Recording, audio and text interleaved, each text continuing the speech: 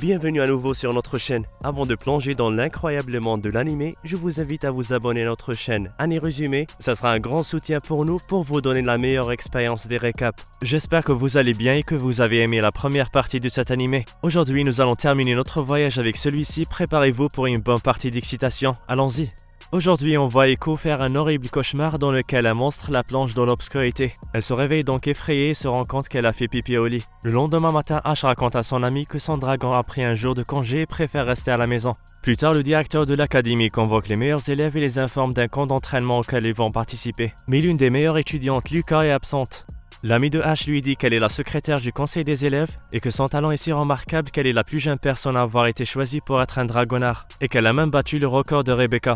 Rebecca invite Ash à participer au camp avec eux tous et elle lui explique plus tard qu'elle l'a choisi parce qu'il a reçu un compagnon unique et que le camp d'entraînement sera une grande chance pour lui de développer son talent. Pendant qu'elle lui parle, les élèves entrent dans leur chambre pour les informer d'un incident dans l'une des classes de l'académie. Alors qu'ils se rendent sur place, ils découvrent Luca endormi dans un cercueil. Soudain, la jeune fille se réveille et les autres se rendent compte que toute cette fumée provenait de l'encens qu'elle a fabriqué. Rebecca leur explique que Luca est une fée de la forêt, que son peuple est doué pour la phytothérapie et qu'ils sont des guerriers de premier rang. Cependant, la jeune fille souffre d'un problème avec son compagnon, Gawain, et cela fait 3 mois qu'elle l'a pas chevauché. Rebecca explique sur le chemin du retour que leur lien se désintègre lentement et que si le problème persiste, la vie de son compagnon sera en danger. À la fin de la journée, Eiko décide de se confier sur le cauchemar qu'elle a fait et raconte tout à Ash. Le lendemain matin, Ash aperçoit Luca marchant seul et il s'avère qu'elle va rendre visite à son compagnon. Il la suit et après l'avoir observé, il comprend à quel point le lien entre elle et Gawain s'est désintégré. Après cela, Ash va rencontrer Rebecca qui lui dit que la seule façon de sauver la situation est de monter sur Gawain afin de communiquer. Il demande d'abord à Eiko de fabriquer une nouvelle armure, mais lorsque le garçon s'approche, il se rend compte que le dragon rejette toute forme de contact avec les humains.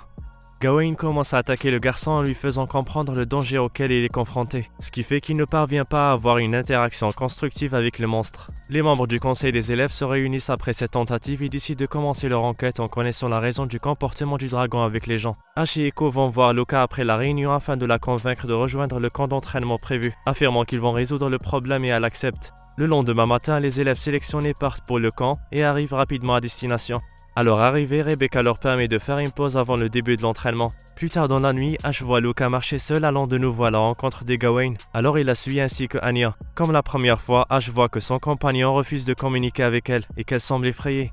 Il décide donc de monter sur Gawain afin d'obtenir des réponses. Mais le dragon utilise une sorte de magie pour se défendre et projette le garçon loin de lui, qui perd conscience. Luca, seul et inutile, ne sait pas comment s'occuper de lui. Mais Anya, qui est sous couverture, se rend bien compte que laisser Ash seul comme ça pendant longtemps le conduira à la mort. Alors elle se présente pour l'aider. Le garçon ouvre les yeux et voit quelque chose comme une illusion ou un rêve de Navi, qui révèle que Gawain est désolé pour ce qui s'est passé et qu'il a agi ainsi tout le temps juste pour protéger son maître Luca. Elle lui dit ensuite qu'il y a 3 mois, Luca est tombé en chevauchant Gawain, c'est pourquoi le garçon a peur et ne veut plus lui faire du mal. Et le dragon est prêt à aller jusqu'à mettre sa propre vie en danger pour protéger sa fille. Et maintenant il lui reste que 5 jours à vivre. Plus tard, le garçon ouvre les yeux à l'infirmerie et trouve Luca qui attend son réveil. Il lui raconte alors le rêve qu'il a fait et lui dit que son dragon a fait tout cela pour la protéger. La fille décide de se précipiter pour voir son dragon afin de rétablir leur lien, mais elle revient au bout d'un moment pour les informer qu'il a disparu.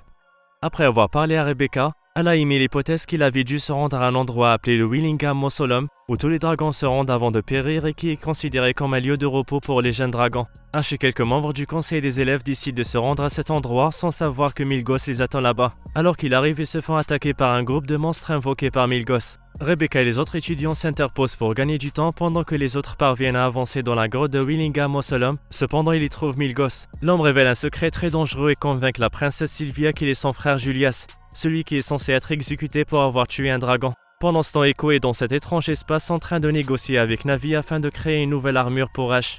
La situation commence à corser car de plus en plus de monstres sont invoqués et les élèves à l'extérieur semblent atteindre leurs limites. Cependant, Eiko réussit finalement à fabriquer une armure très résistante qui permet à son maître de commencer à se battre. Après quelques coups de pied et de poignée, Milgos choisit de s'enfuir. Luca comprend que le seul moyen de retrouver son dragon est de se mettre en danger. Elle se jette donc du haut d'une falaise et cela fonctionne étonnamment. Le monstre se réveille et Luca se réconcilie enfin avec lui. Puis il s'envole vers les autres élèves qui sont attaqués et les sauve tous. Quelques jours plus tard, les élèves sont réunis à l'école pour parler du camp d'entraînement. Puis soudain, Sylvia reçoit un message de son père l'invitant à assister au prochain congrès continental avec Eiko et Ash. En route vers la capitale du royaume, Ash et Eiko se demandent pourquoi le roi les invite à un tel événement. Arrivée à destination, la princesse va rejoindre son père en laissant les garçons aux servantes. Dans sa chambre, le roi dit à Sylvia que c'est sa sœur aînée Véronica qui lui a recommandé d'assister à un événement aussi important.